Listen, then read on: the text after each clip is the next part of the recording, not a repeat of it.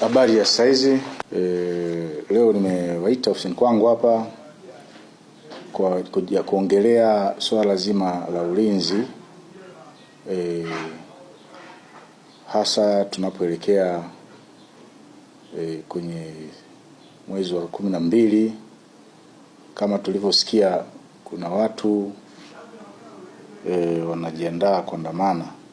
Hello everybody, karibuni ABT Company Limited. Tumewaletea billboard kwa ajili ya matangazo mbalimbali. Billboard hizi zinapatikana barabara ya Chunya mkoani Mbeya na barabara ya Tunduma mkoani Songwe. Kwa mawasiliano zaidi wasiliana nasi kupitia simu namba 0784 172 613, 0623 130 202.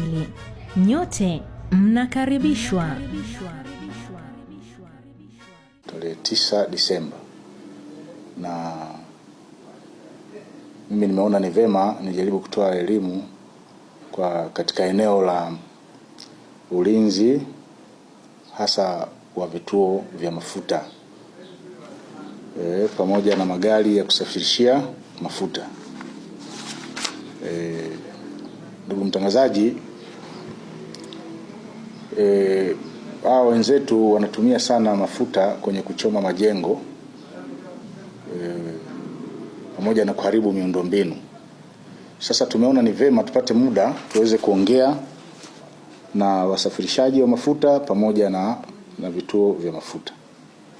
Kwanza ni kuambia wenzetu wenye vituo vya kuuzia mafuta wahakikishe vituo vyote vya mafuta vina ulinzi wa askari wenye silaha.